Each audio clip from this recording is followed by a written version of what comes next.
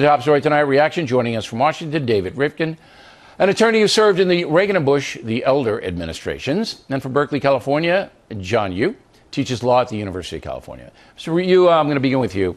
You know, I don't know whether you listen to talk radio, but a lot of these guys are just going, oh, the 14th Amendment doesn't really say that, and it's the jurisdiction thereof. And, you know, they're basically saying that the Supreme Court has misinterpreted this amendment for 150 years. What do you say about that? I think those hosts and Donald Trump are flat wrong. As you said in your talking points memo, the text of the 14th Amendment is clear. It says all persons born or naturalized in the United States are subject to the jurisdiction thereof are citizens. This is not just the 14th Amendment. This has been the rule in American history since the founding of the Republic. The 14th Amendment was really just reversing one of the great stains of constitutional law, which was Dred Scott, where Roger Taney, in one of the cases that precipitated the Civil War, said that Congress could pick and choose who to make citizens or not, even though they were born here. And notoriously, the Supreme Court said free blacks could not be citizens. Well, what is the jurisdiction thereof? What does that mean? Because that's what people are seizing upon to say everybody's wrong about the Supreme Court but them.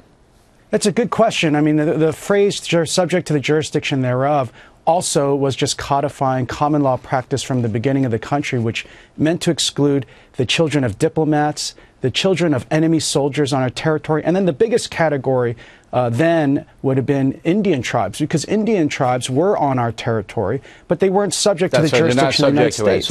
So right now, it's the people who live in embassies. They're the ones, they're not subject to U.S. law. People who live on Native American reservations, they have their own constitution and a few other exceptions. That's why that did. Now, do you concur with that, Mr. Rivkin?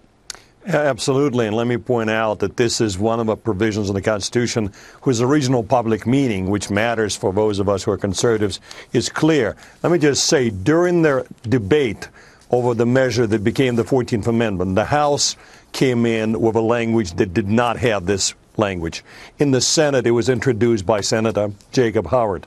Both proponents and opponents of this language understood what it meant. It was interesting because the political hot potato at the time was what to do with the Chinese laborers who were building railroads. Yes. So the opponents of this language were pointing out that if it passed, children born to the Chinese nationals in this country would become U.S. citizens. And let me just stop you there. And that's the first case I cited, because a child who was born to a Chinese laborer, and again, as you rightly pointed out, they built the railroads, went back to China and then tried to come back to the USA, and they wouldn't let him back in.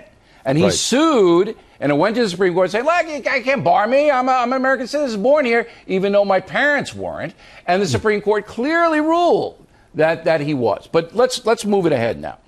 Mr. Yoo, do you understand my point that the New York Times and other, and I'm going to call them far left because I do believe that paper is, all right, they're going to use this nativism, this anchor babies, you got to throw them out, you got to mass deportations, they're going to use this, all right, to say you can't give power to the conservative Republicans, Donald Trump, whatever. Are they not? I agree. You know politics much better than I do, but if I were a Democrat, that's what I would do, because it's a waste of time. The Constitution is not going to be amended to do this. And all it does is they could say it's returning us back to the terrible times of Dred Scott and the pre-Civil War period.